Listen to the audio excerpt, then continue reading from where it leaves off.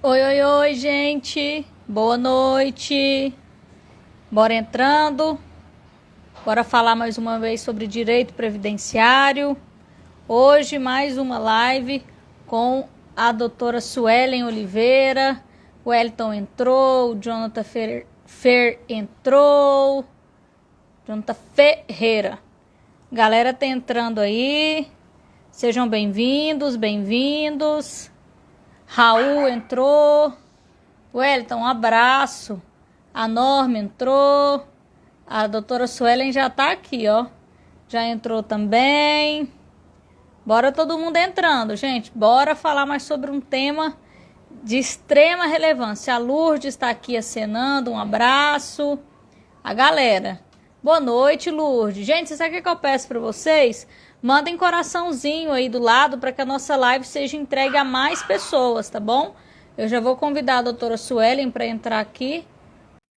Suelen, seja bem-vinda. Tá dando sombra hoje, né, gente? Improvisado. É assim, Olá, doutora Suelen, tá boa? Boa noite, Sabrina. Tudo bem? Boa noite a Tudo todos. bem. Já chega dando boa noite para todo mundo. E aí, pessoal, beleza? Bora mandar coraçãozinho pro pessoal aí, hein? Os online, fica de olho. Exatamente. Quanto mais coração, mais a nossa live é entregue, né? Então é muito importante.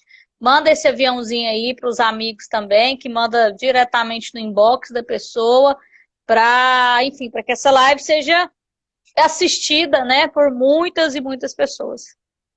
É um tema bem relevante, né, Sabrina? É assim de interesse para Ex- todo mundo, né? Todo mundo mexe com todos os brasileiros, inclusive. Inclusive, né? Inclusive. Mas vamos lá, doutora. Nós 3 minutinhos de live. Ó, o Adriano tá aqui, professor Adriano. Vamos ver quem mais está entrando aqui. O Jonathan está falando. Boa noite, minha vereadora doutora Suelen. Mais uma live de extrema relevância para a sociedade.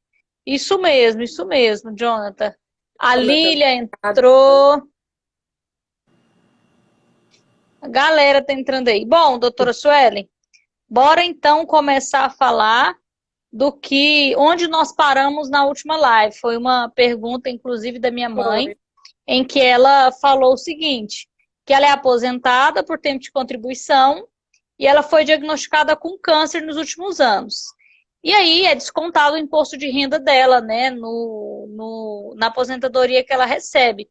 Ela consegue isenção desse imposto? Se você puder comentar e falar um pouquinho para a gente desse procedimento? Eu achei muito bacana a pergunta da sua mãe. Parabéns, Cida. Excelente pergunta, sabe por quê? Ela é, assim, extremamente importante no sentido de informar as outras pessoas, porque elas não têm conhecimento, muitas vezes, desse direito.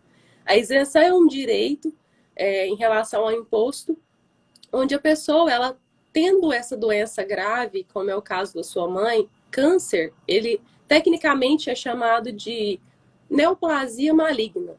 Então, ela está Uhum. dentro dos roles dispostos na lei. No caso dela, ela tendo essa doença, ela pode sim fazer o pedido, é possível a isenção para ela, porém ela vai ter que aguardar aí o retorno dos atendimentos presenciais nas agências. É uma pergunta importante, Sabrina, que eu não sei se ela é do regime geral ou do regime próprio. Geral. É geral. Porque o regime geral, na realidade, só para as pessoas entenderem, o regime geral ele está ligado ao trabalhador registrado de carteira assinada, né? Então, esse regime geral está vinculado a esse tipo de trabalhador e também aqueles autônomos que contribuem regularmente com a Previdência, pelo carnezinho, pela guia GPS. E já o regime próprio, como nós conhecemos, é bem sabido pelos servidores públicos, que inclui esses servidores públicos, e nesse caso existe uma forma de colocar a contribuição de forma separada. Então, é para dividir um pouco essa arrecadação e trazer um melhor resultado, tanto para o Estado, para os municípios, né, que são eles que regulamentam essas regras do regime próprio. Então é possível, sim, ela vai precisar aguardar aí o retorno às agências presencial, né? porque hoje até nós recebemos uma notícia ontem que as agências vão entrar em greve por causa desse retorno. Então, vão entrar em greve porque não estão bem estruturados para receber os segurados, os beneficiários, né? Então, nós estamos aí nesse impasse em relação ao retorno dos atendimentos presenciais das agências. E aí ela vai fazer uma solicitação junto ao INSS para agendar essa perícia. Agendando essa perícia, ela vai até a perícia munida de documentos suficientes, que é documentos pessoais dela, e os laudos, relatórios médicos, receituários médicos com as informações da doença. Então, o médico dela vai descrever lá no laudo médico, dizendo qual que é a doença dela, o termo técnico que é chamado de Código de Doença Internacional, que é o CID, que as pessoas que têm lidam mais com esse nome. Então, nesse caso dela, ela vai precisar levar esse laudo, o INSS vai reconhecer a doença dela, e aí, portanto, o INSS vai encaminhar um ofício para a Receita Federal para regularizar essa questão da isenção. E aí vai diretamente para o contra-cheque dela, lá para o contra-cheque não, pro extrato dela. Para o relatório, o extrato de pagamento dela que ela recebe do INSS. Excelente. E só uma última dúvida, doutora. No caso, ela tem que estar com o câncer, tem que estar em tratamento, ou se ela já teve um câncer maligno, se isso é caracterizado ou não. Se a gente pode pedir ou não. A pergunta é super pertinente, porque é uma dúvida. Ela é uma dúvida no sentido de, bom, eu não estou fazendo tratamento de câncer, né? Eu já estou com a minha doença estabilizada. Para quem não conhece o câncer, ele tem ali um momento de gravidade extrema, que é ali o momento da quimioterapia, onde a pessoa precisa estar disponível para ir até o médico, disponível para ir até o hospital. Então, é um momento bem grave da doença. É o momento de crise da doença. E aí, na sequência, havendo uma melhora, é chamado de... Não existe cura ainda, não foi descoberta a cura, né?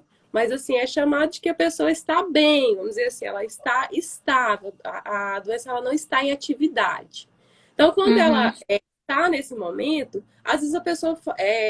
existem muitos entendimentos nesse sentido de que, se eu não estou nesse momento de tratamento, como você fez a pergunta, então, nesse caso, eu não tenho direito. Não é bem assim.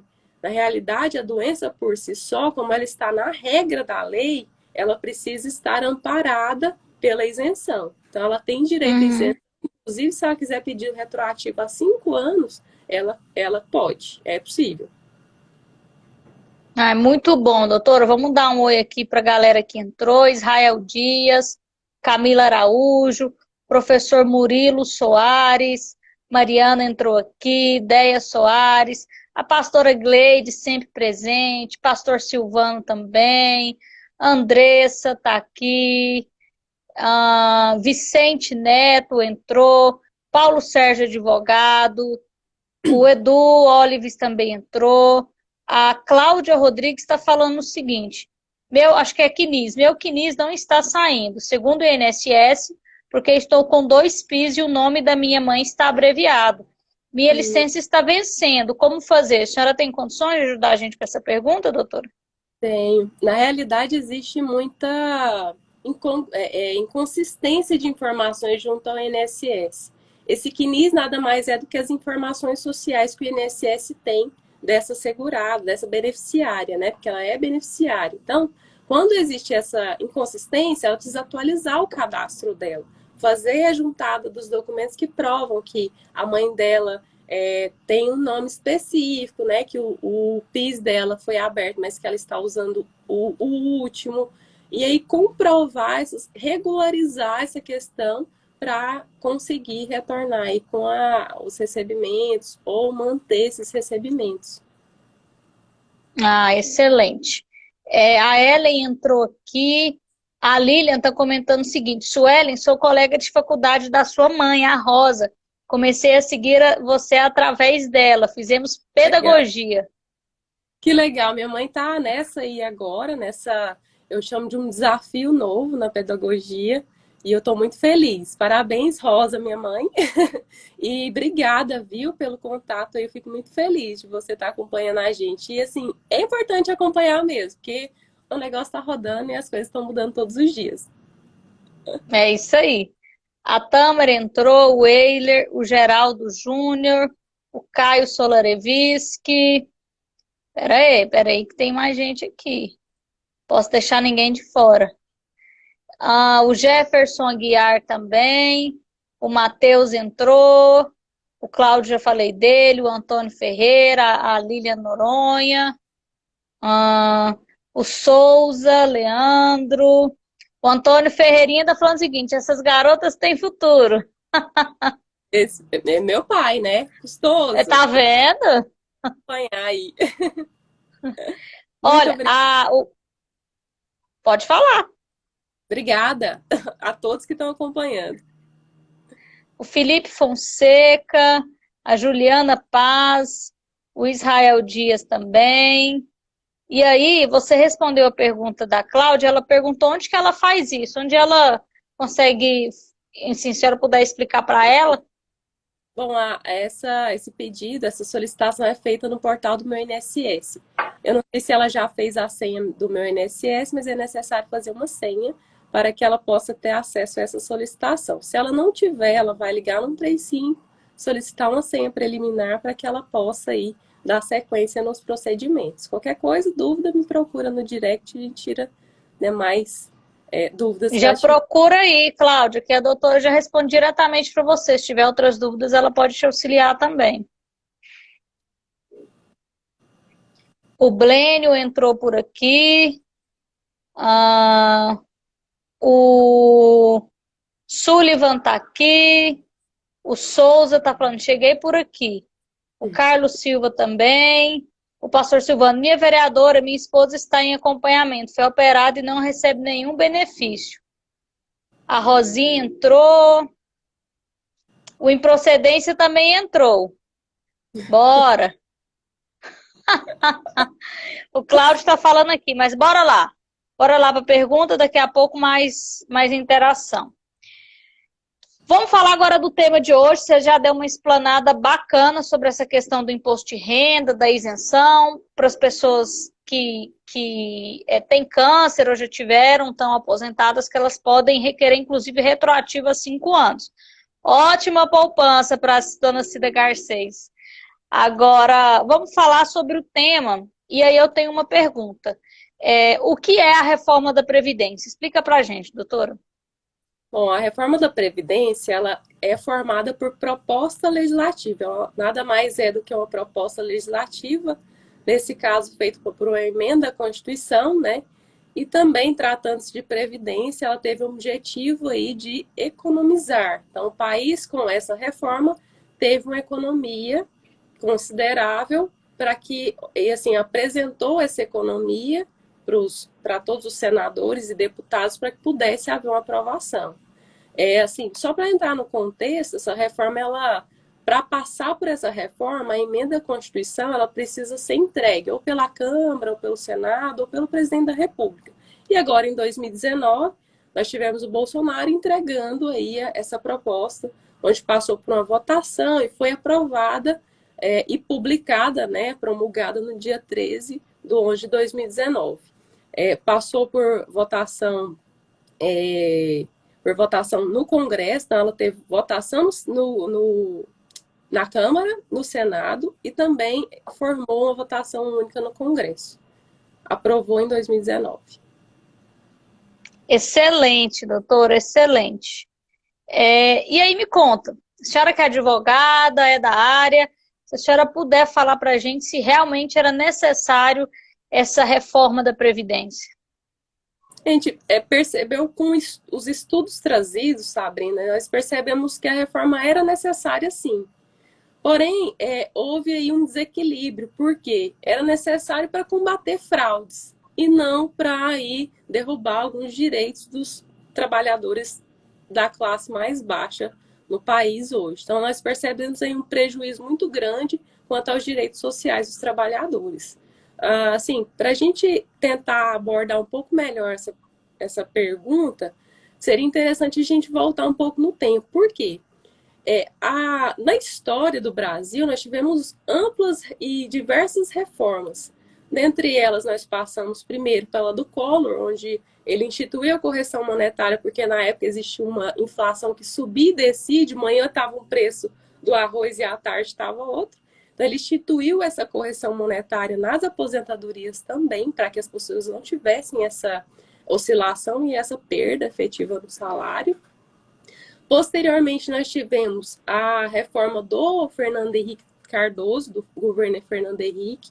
Ele trouxe muitas profundas alterações, no sentido de que a reforma teria, as aposentadorias poderiam ser por tempo de contribuição, que seria exigido 30 anos da mulher, 35 anos do homem, porém ele não instituiu uma idade mínima. Aí ele veio com o fator previdenciário que a gente conhece hoje, para tentar consumir um pouquinho do valor dessas aposentadorias e também não tirar dinheiro ali do governo, né?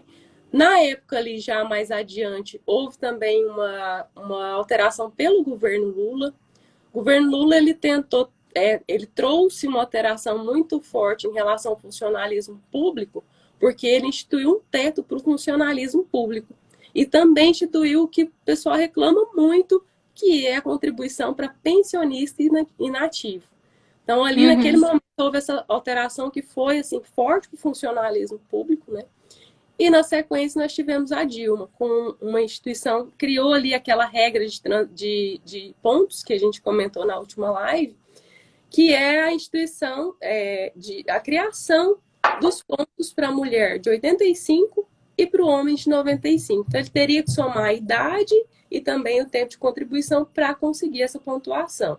A ideia era de trazer uma integralidade no salário, porém nós tivemos muitas discussões em relação a isso e acaba acontecendo de recair o fator previdenciário em algumas aposentadorias. Vai depender realmente da análise. Por último, em 2019, nós tivemos aí a reforma do Bolsonaro, que trouxe a instituição da idade mínima, alterações na forma de cálculo dessas aposentadorias, reforma também quanto a regras de transições que eram praticadas nos governos anteriores também foram alteradas nessa reforma. E, por último, foi gravíssima a reforma na pensão por morte.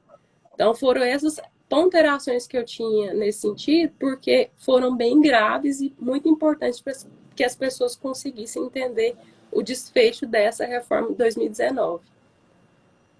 Não, excelente, doutora. Vamos lá, ó. O Diogo Dias está aqui, o Tiago, a Rosângela, a Valquíria está dando oi. Oi, Valquíria. A Perla está dando boa noite.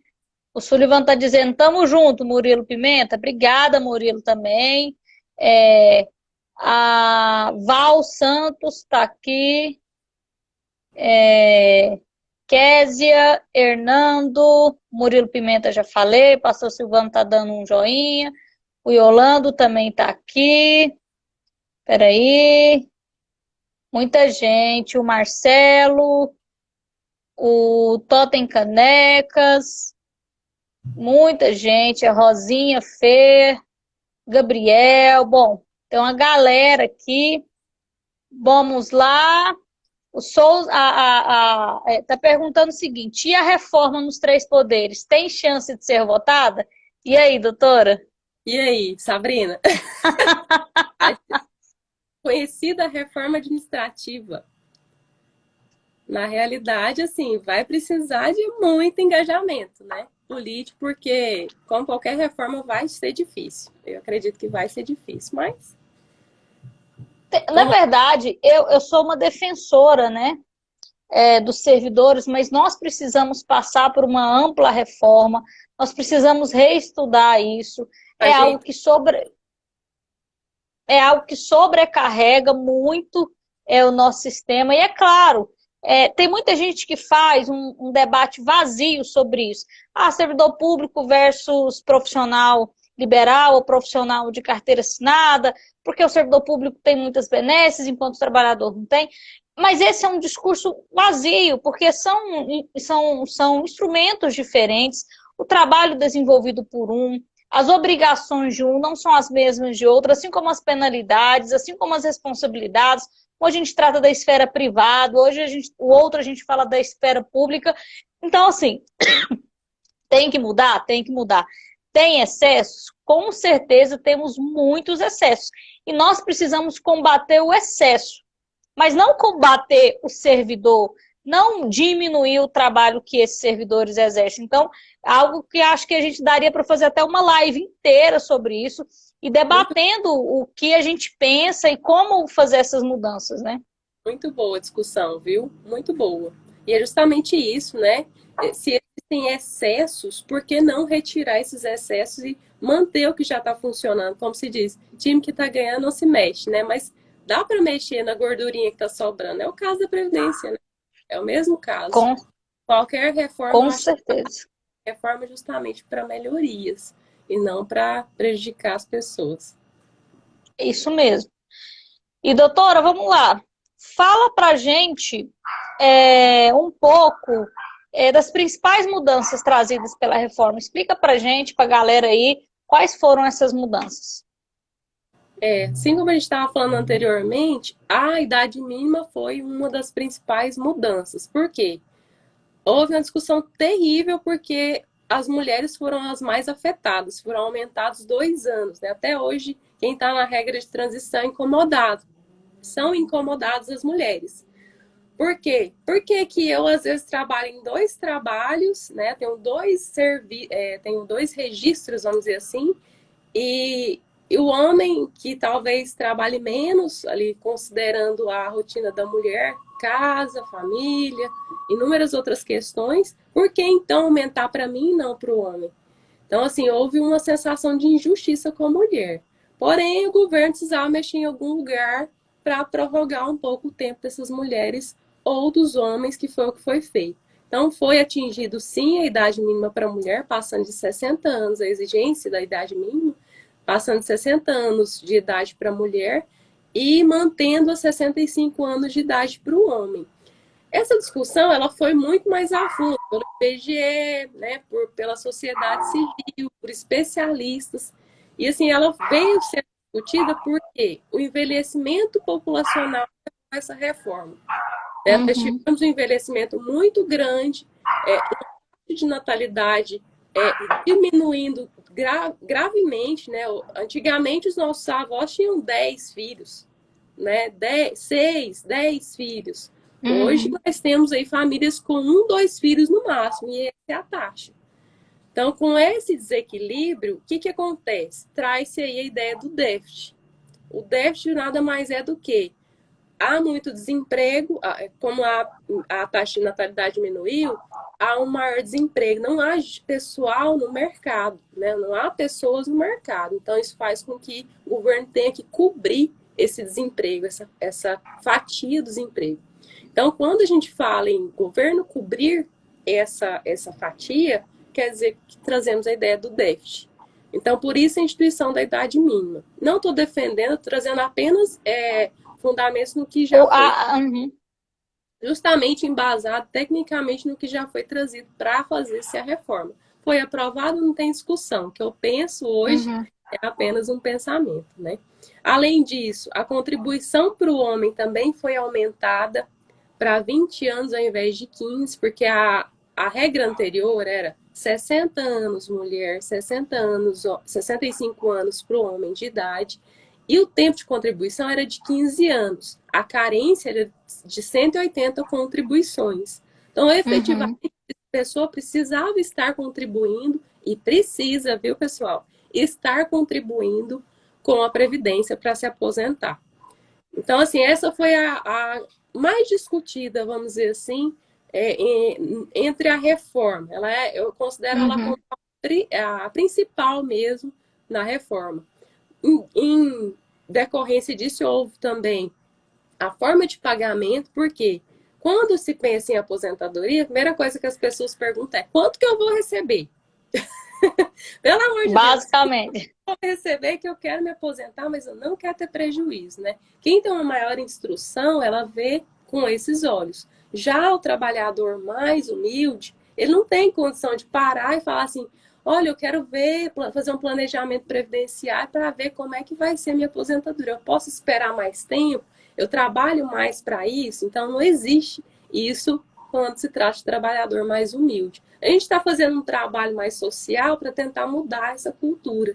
Porque às vezes a gente fazendo um tratamento diferente, isso pode mudar. Então, as análises elas precisam ser bem criteriosas para que as pessoas não tenham prejuízo. Uma vez aposentado, dificilmente você vai sair dessa regra que você está.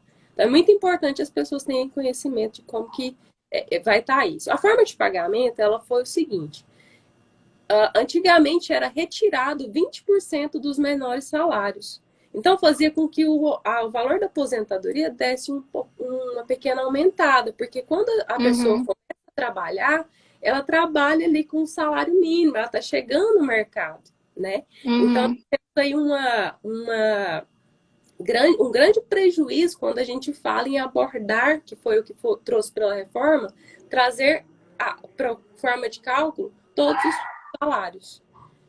E aí, para a questão do cálculo, a gente tenta um redutor de 60%. Então, todos os beneficiários que forem começar a receber, começam com 60%.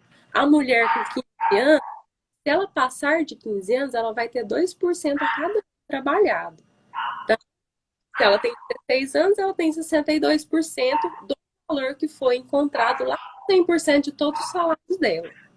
Já o homem, ele vai precisar trabalhar aos 20 anos mais um, por quê?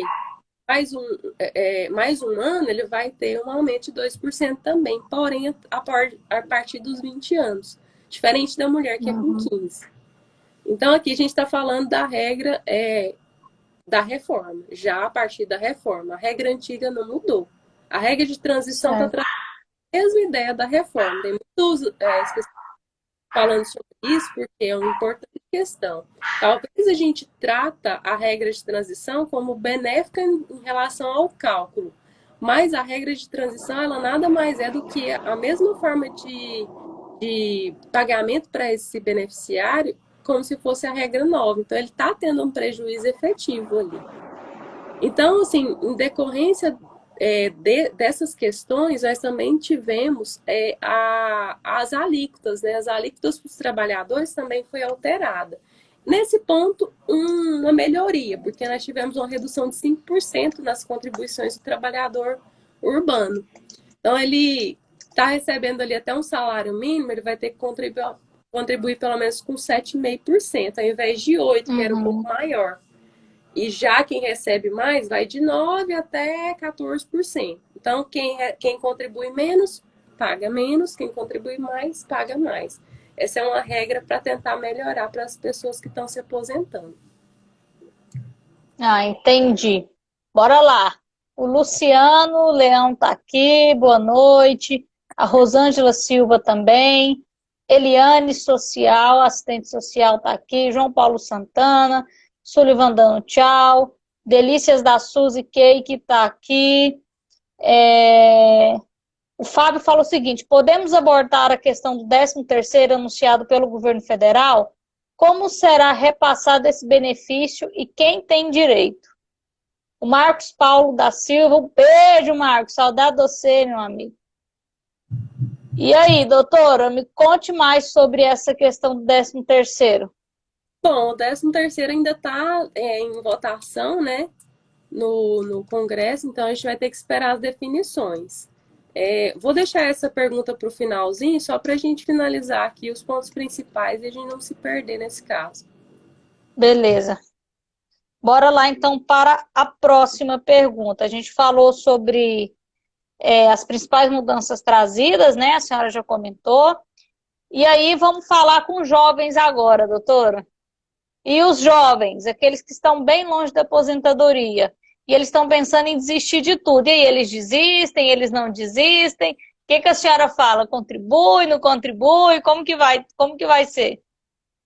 Aí, no caso, não dá para desistir não, Sabrina. Ou vai ou vai. É o seguinte, a Previdência ela não é optativa, ela é obrigatória. Se você trabalha, você precisa pagar. É um imposto. Se você não paga, você só nega. Então, quando você tem registro em carteira, só para os jovens, se tiver algum jovem na live, tá aí. Se você tem registro em carteira, quando você receber o seu primeiro salário e olhar o seu contra-cheque, vai ter lá INSS. Você vai olhar, o que, que é isso? Nada mais é do que uma contribuição para a sua aposentadoria futura. Então, essa contribuição ela é feita, como a gente conversou, em cima de alíquotas. Se ele recebe salário, ele vai ter que contribuir 7,5%.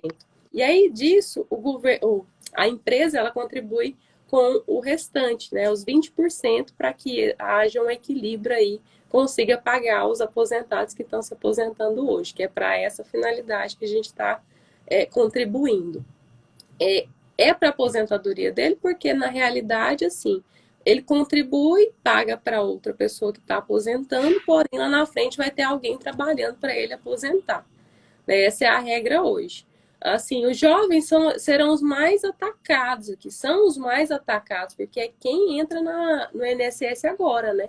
Então, na realidade, são eles os pontos mais críticos e são eles com quem a gente falou muito na época da promulgação da reforma, porque se a pessoa tivesse 16 anos e tivesse inscrito antes da reforma, antes do dia 13/11, ela conseguiria ter liberdade aí para entrar na regra, pelo menos, de transição e não ficar tão prejudicada. Então, não dá para desistir. Talvez o melhor caminho, quando a gente olha para o jovem, é pensar os caminhos que o governo vem trazendo para a gente, que é o da aposentadoria complementar, que traz a ideia da privada, né, que vai para um investimento no banco ou em associações. No caso da aposentadoria privada, você faz como se fosse, não é bem uma poupança não, mas é parecido com uma poupança, só para as pessoas entenderem melhor. Então, ela traz mais essa ideia de guardar para mim aquele dinheiro para minha aposentadoria, e não o contrário da Previdência Social, né? Essa questão que a senhora falou é o que a gente trabalhou muito na Previdência aqui do município, né? Porque, porque hoje é justamente isso. Os trabalhadores de hoje estão trabalhando e estão bancando a aposentadoria do pessoal que está aposentado. E aí, como a gente tem essa pirâmide que se inverteu, hoje nós temos ainda mais pessoas trabalhando do que pessoas aposentadas. E a expectativa é de que daqui a uns dias a gente tenha mais pessoas aposentadas do que pessoas trabalhando. Então, como que vai se dar o equilíbrio disso daqui a alguns anos, né? Enfim, a gente tem que pensar muito sobre isso, sobre essa garantia de ter realmente aquela renda depois que você já trabalhou, já contribuiu no final da vida, que nem é final assim, né? Hoje tem muita gente que curte muitos e muitos anos da aposentadoria. Então, é um tema que essa juventude tem que ficar ligada. E é isso, é se preparar com aposentadoria privada, aposentadoria complementar, porque a gente não sabe o que pode vir. Infelizmente, governos são assim, tem governos bons, governos ruins. Nós não podemos também deixar simplesmente solto, porque pode ser que efetivamente a gente tenha algum problema futuramente com isso, né? É verdade, Sabrina. Você falou um ponto importante e traz até um pouco de história do contexto, por que a reforma foi aprovada. Justamente isso mesmo, que a gente estava conversando, da taxa de natalidade e também do envelhecimento populacional, né? Por que vai ter poucas pessoas, vai ter muita gente se aposentando daqui a um tempo e já, na verdade, hoje já tem pessoas que se aposentaram bem novas, da aposentadoria por tempo de contribuição não tinha idade mínima. Então, ela trouxe essa ideia. Quando a pessoa ia se aposentar, ela atingia os 30, 35 anos de idade, e aí ela não acompanhava exatamente. Teria pessoas aposentando de 50 a 60 anos, poderia acontecer. Né? Aconteceram essas aposentadorias. Então, hoje existe um reflexo aí de uma idade aí para sobrevida de até os 80 anos. Daqui 5 anos isso pode melhorar. Eu falo melhorar porque, assim, quando a gente analisa isso é qualidade de vida, né? Isso não é qualidade de vida, é por isso que as pessoas hoje vivem mais.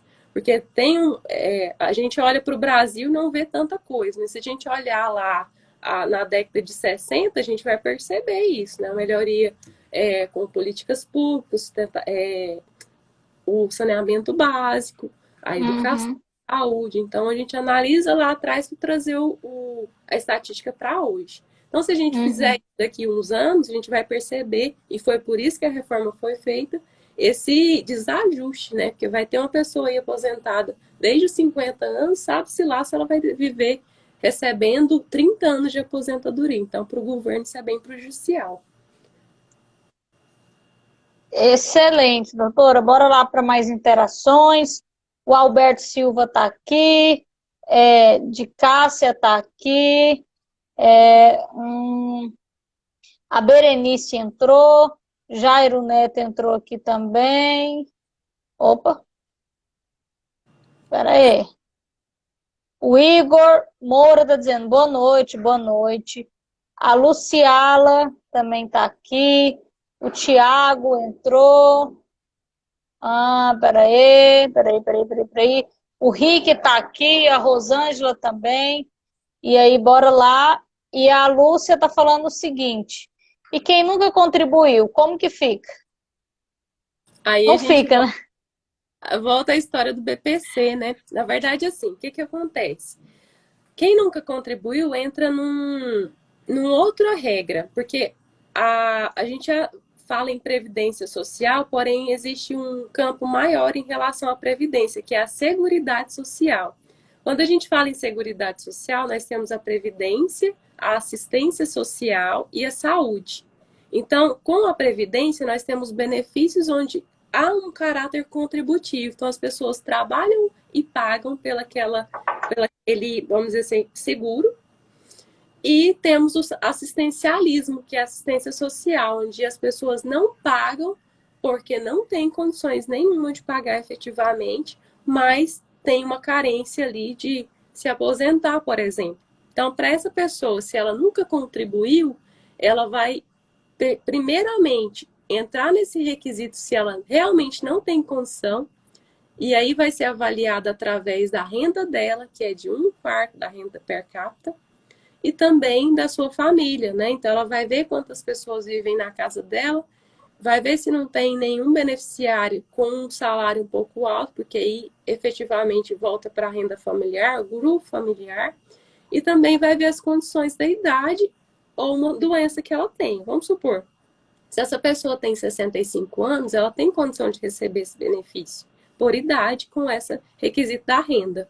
Já uma pessoa normal, ela não tem nenhuma doença, por exemplo, ela não consegue receber, a não ser que ela tenha uma deficiência física ou mental que leve ela a uma condição de realmente não poder trabalhar e não poder contribuir.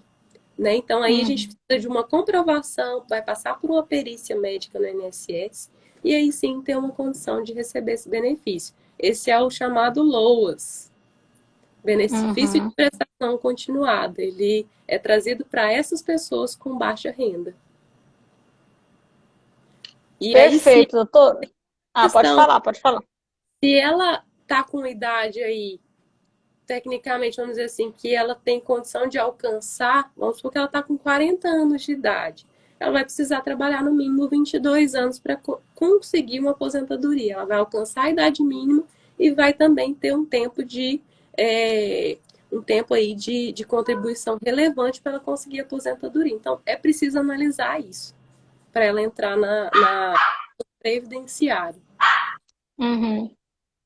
Ah, excelente. O Erley entrou aqui. Um abraço, meu amigo Erley. A Mirelle também, a Tatiane Donizete, o André Gin está falando o seguinte: peço ajuda para eu poder entrar em uma aula de ginástica artística em Goiânia. Vamos ver, né, o Andrei, onde que a gente pode te ajudar a procurar isso. A Souza, de Cássia, está falando o seguinte: uma das melhores advogadas, doutora Suelen. Fã aí, viu, doutora? Obrigada, viu, minha grande amiga. Muito obrigada, viu? Cristina, Educação Física. José Isidro entrou. A Vera entrou. O Andrei está aqui também, mandando coração. O José Jerônimo. O Duarte Marques. O Rick José. Muita gente aqui, ó. Tem uma pergunta aqui, peraí. O Fábio Silva, tenho 49 anos, 27 anos de contribuição previdenciária. Estou sem contribuir há um ano. O que devo fazer? Como fica minha situação para aposentadoria? Pode ajudar a gente, doutor? Peraí, que é uma análise do caso concreto, né? Ele tem 49, É, ele precisa de 60. 49 anos e 27 de contribuição. E Então, tá ó, um ano sem contribuir. na calculadora que você sabe que eu sou boa de matemática, né? Ó, Eu nem arrisco. só para a idade ele precisa de 16 anos, né, para chegar ali à regra atual de 65 anos de idade. Se ele já Uhum, tem 27 anos de tempo de contribuição, em regra ele já tem o requisito para se aposentar pelo tempo de contribuição. Mas, se for possível para ele continuar trabalhando para conseguir chegar na aposentadoria integral, que é até os 40 anos, 100% do salário que ele obtiver de todas as suas remunerações, ele vai ter um acréscimo bem relevante, porque se a gente colocar uma pessoa com idade mínima de 65 anos, com apenas 20 ou 15 anos, 15 ou 20 anos, que é o mínimo para ele conseguir galgar um pouco mais, aumentar sua aposentadoria, então ele tem 27. Então ele tem 7 anos a mais do que é o mínimo. Se ele, quanto uhum. mais ele contribuir, mais ele vai ter um rendimento para ele se aposentar. Então, assim, é necessário fazer uma análise para que a gente consiga entender se é relevante ou não para ele continuar trabalhando, porque ele já tem o tempo mínimo de contribuição, né? Então Aí o cara precisa envelhecer, né? exatamente, ele precisa aguardar e não contribuir. Aí ele vai contribuir Uhum. mais para uma situação onde ele vai ter uma melhoria na aposentadoria. Aumentar a média, na verdade. Perfeito. Vamos ver aqui. A Lorena entrou, Beatriz de Paula entrou, o pastor Silvano, a nossa vereadora está. Opa, opa, opa. Está muito bem com tantas pessoas boas. Exatamente. Aí a Vera pergunta o seguinte, doutora, tenho uma filha especial, meu esposo tem a curatela dela. Como eu faço para passar a curatela para minha mãe? Acho que é para a avó da criança. A curatela está com o pai dessa pessoa especial e ela quer passar para a avó. Como que faz isso? Nesse caso, precisa passar por autorização judicial. Ela precisa ir demonstrar por que a necessidade de passar para o pai. É isso Uhum. mesmo? É passar para o pai E dela? passar para a avó. Isso. Então, Para a aí avó da precisa criança. demonstrar essa necessidade. Se houver um consenso entre os dois, é possível fazer, né? Uma representada por advogado, ela vai conseguir fazer uma autorização judicial, fazer uma homologação Uhum. dessa decisão para conseguir fazer essa alteração. Mas precisa, porque o juiz ele quer entender. Quando ele pega um caso desse, ele precisa entender por que está sendo colocada essa criança para outra pessoa cuidar. Então, muito complicado. Ela está ali vivendo, em convivência, tendo uma rotina e depois mudar para outra casa. Então, isso tudo é Uhum. avaliado, principalmente pelo Ministério Público, né, nesse caso. Certo. Não, excelente. Vamos aqui mais interações. O Fábio está agradecendo, ele que fez a pergunta aí do tempo de contribuição. Legal. A Judy T-shirt entrou. A Souza Leandro está falando de auxílio acidente é BPC? Eu acho que é BPC, né? Não, o Ele auxílio, está fazendo uma pergunta. na verdade, o auxílio acidente ele está ligado ao benefício previdenciário. É para uma pessoa que, na verdade, vamos supor, eu tive um acidente de qualquer natureza, pode ser acidente de trabalho, acidente jogando bola, por exemplo, e Uhum, fiquei ali com uma sequela desse acidente. Então, eu vou junto ao INSS solicitar esse auxílio acidente. Então, precisa necessariamente estar contribuindo. Ou ela precisa estar trabalhando de carteira assinada, contribuindo efetivamente, ou uhum, contribuindo por carnê, né? A contribuição de autônomo. É diferente do BPC, que aí, nesse caso do BPC, é assistencialista. Ele não tem necessidade de estar contribuindo. O requisito que ele precisa preencher de assistencial, de requisito de renda. Então, ele precisa uhum, comprovar que ele precisa desse benefício, não que tenha havido uma sequela, um pouco diferente. Ali no auxílio acidente, ele também vai ter pode haver uma deficiência, pode acontecer, né? E no BPC também uhum. tem uma deve ser de deficiência. Então, é preciso analisar a situação para entender qual é o caso a enquadrar. Mas é diferente. Não, entendi. Bora lá. Opa. A Pabline entrou. Um abraço, Pabline. Gosto demais da Pabline, é uma mulher fantástica, tem uma atuação política muito boa. A Daiane aqui, doutora Daiane, está elogiando a gente. Esse mês, o meu presidente metropolitano entrou aqui. Um abraço, meu presidente Cimês. O Francisco Lopes também entrou aqui. A Vera está agradecendo. A Aline Queiroz entrou. E a senhora já falou desse assunto, mas o Souza ele pergunta se o auxílio acidente é burocrático. Ele é um benefício escondido, sabia? O INSS nem fala nele, ele está assim embaixo do tapete para ninguém saber. Por quê? Porque na realidade o auxílio acidente pode acontecer da seguinte forma também.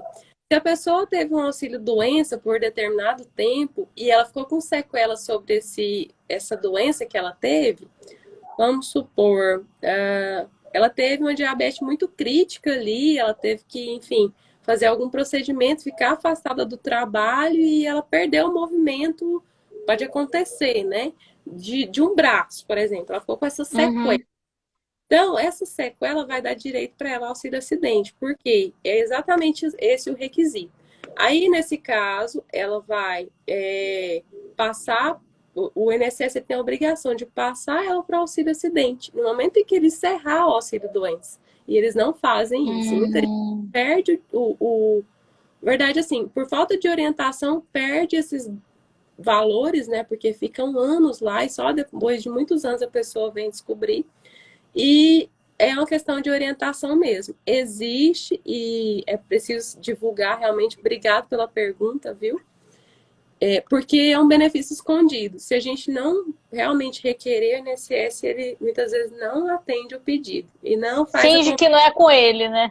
Exatamente. Finge a egípcia, como diz os Sim, outros. faz cara de paisagem, cara, você ficou com sequela? É. Acontece. Souza está agradecendo. O Miguel Gomes está dando boa noite. Boa noite, Miguel. Obrigada pela companhia. E a Cláudia está falando o seguinte: live muito importante. Parabéns. E a Pabline aqui mandando coraçãozinho, beijinho. Um beijo, Pabline. Mas bora lá, doutora, e me fala uma coisa. Em relação à pensão por morte, houve alguma alteração trazida pela reforma? Sim, Sabrina, como a gente falou no início, foi muito cruel. Foi, acho assim, eu considero como o benefício mais, vamos dizer assim, atingido pela reforma, porque a reforma trouxe para a pensão por morte uma redução.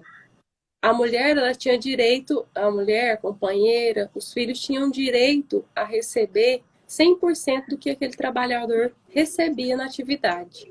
Então, no momento em que ele passa, a partir do dia 13 de 11 de 2019, que foi a data da reforma, se a pessoa faleceu um dia depois, ele vai passar a receber 60% do que ela. Se for companheira, ela passa a receber 60% do que era o valor do salário dele na atividade.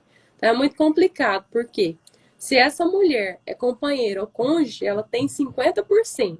Só para destrinchar esses 60%. Esse é 50% o direito dela. Como ela é dependente, ela tem direito aos 10%. Então, ela fica com 60%. Se ela tiver mais um filho, 10% para esse filho. Isso vai até atingir os 100%, 10% para cada filho. Então, assim, a partir do quarto filho já não conta mais. É 100% dessa renda e é fixado nesse sentido. Uma outra questão que mudou, Sabrina, vamos supor, se eu era esposa do falecido e tinha mais uma filha. Nós dividimos a pensão em 50% daquele salário, 100%. Então, quando a minha filha atingia a maioridade, a partir dos 21 anos, essa pensão dela era passada para mim. Então, eu consegui o 100%. Então, eu aumento 50% da minha renda. Nessa renda passava para mim, hoje não passa mais. Esses 10% que foi para o dependente, ele é extinto, não existe mais. O pensionista só tem o direito aos 60 mesmo.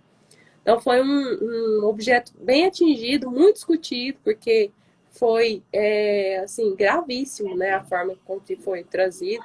E, assim, lá atrás, sabe, né, só para a gente entender, a Lei 13.876 foi em junho de 2019, um pouquinho antes da reforma. E ela já trouxe algumas regras também em relação ao tempo para a pessoa requerer. Então, para a pessoa que era menor de 16 anos, ela tinha liberdade para requerer e conseguir receber a partir do óbito. Já agora, depois dessa lei, ela tem 180 dias para receber a partir do óbito. Se ela requerer depois, não tem problema, não é que ela perde o direito, mas ela vai perder Uhum. o motivo, ela não consegue receber a partir do óbito. Já em relação Uhum. a pessoas com mais de 16 anos, da maioridade, ela tem só 90 dias. Então, houve uma alteração aí também. Então, tanto a lei quanto a reforma da Previdência trouxe esses prejuízos aí para as pensionistas. Foi muito triste no caso delas, É realmente. porque já estão desamparadas. Bom, eu falo isso, por exemplo, a minha avó, né? A minha avó nunca trabalhou, foi dona de casa a vida inteira. Ela hoje ela recebe integralmente, né?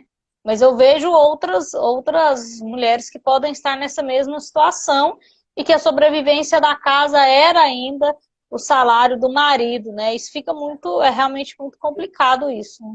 Muito triste, né? Muito triste. E essa é a realidade, porque assim, se você. Eu sei e entendo que as mulheres hoje estão atingindo um patamar de, né, querer Uhum. De contribuição de trabalho, né? ação e trabalho e renda, porém existem muitas ainda que dependem totalmente do marido, né? Então essa é uma Uhum. realidade do Brasil, não poderia ter sido deixada de lado. Às vezes um momento de transição, mas não de uma vez como foi feito, né? Exatamente. Ó, a Lúcia Helene tá aqui, a Tayane Cordeiro, a Rejane Alves, Varley entrou. O Fábio está falando o seguinte: precisamos de mais lives como esta. A Previdência é tão ampla que a cada dúvida tem uma pergunta, e a cada resposta surgem mais perguntas. É Este é o verdade. nosso país. A Pabline está falando o seguinte: eu estou perguntando nada, mas estou jantando e aprendendo muito. Pronto, Pabline, então tá certo. O Aurélio Galdino Marcos entrou aqui.